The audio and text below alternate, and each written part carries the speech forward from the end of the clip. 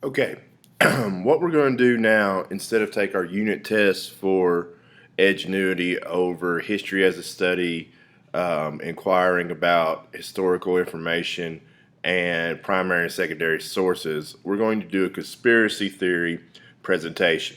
Now, what your presentation will include is it should have a cover slide telling which one you're going to do. She has an introduction slide that explains the original theory and the conspiracy theory. One slide to explain, do you agree? You could put those slides together if you want. And then four slides, each with a fact proving the conspiracy theory is true or false. And then the last slide would be the conclusion slide. So here are just some of the conspiracy theories that are more famous that you could choose from. Um, the JFK assassination. I'm going to do a presentation on that in just a little bit. And if you choose that one, you have to use different sources than me. You could use one of my sources or one of my evidence, but you have to use at least two or three others. You just can't repeat what I put down. The JonBenet Ramsey. There's a young lady that was found dead in her basement a few years back.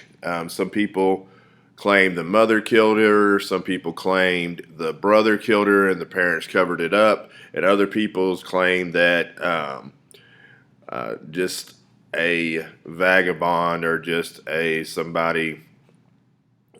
nomad killed her and put her back in her basement. That's the actual theory. This one is the one that probably has the most on both sides. The moon landing, was it real or fake? The frozen envelope in 1985, there's a conspiracy theory that the Knicks or the NBA froze an envelope so the Knicks could get the number one pick, and that way they would have a good basketball team in their largest TV and fan market. Pearl Harbor, I know this sounds crazy, but some people out there think that they allowed it to happen so we could get into the war to help the Jewish community, to stop Hitler, and also to help our economy rebound because we were still in the Depression. Subliminal advertising, is it real? Do they actually place things in movies and TVs that you don't really think about, but then afterwards you're kind of like, hey, Tony Stark, Iron Man used the Apple phone. I want an Apple phone. Elvis, did he really die when they say he did, or did he live for years after that? Area 51, UFOs, are aliens real? Are they housed in Area 51? Things of that nature. Um, Tupac, some people think that he went into a witness protection program and is still alive. This one's kind of neat. The Beatles, Paul is dead. Many people think this was not true, but a lot of people, and I'll show you an example of just one of the things from this. Here you see their album cover. And their album cover supposedly shows that Paul, right here, Paul McCartney, the original one, died, and they replaced him with a look-alike. Each one of the Beatles is dressed as somebody from a funeral. Here you have John dressed as the preacher, Ringo dressed as a mourner or somebody who tends the funeral, and back here you have George Harrison, who is dressed as a gravedigger. Here you have Paul McCartney. Some clues. First off, he has no shoes. People say that corpses don't wear shoes. Please, if you ever go to a funeral home, don't stick your head in the coffin and be like, Mr. Scully said he doesn't have shoes on.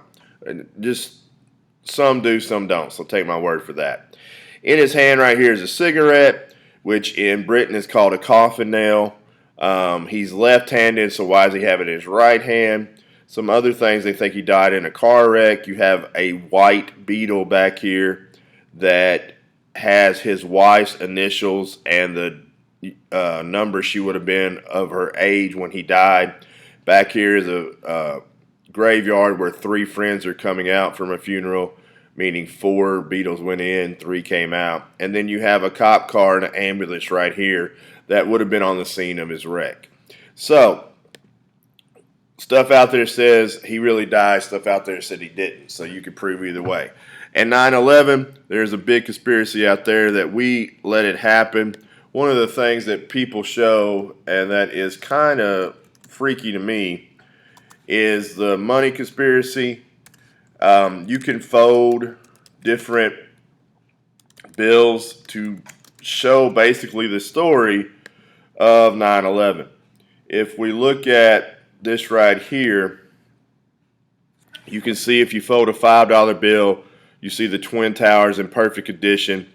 The $10 bill is one of them got hit by a plane. The 20 is both of them got hit by a plane. The 50 is them falling down.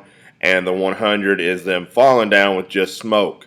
What it gets freaky about that is if you flip it over, if you flip that over, it has different stages of the Pentagon. As you can see right here on the 20, there's the Pentagon after it was hit.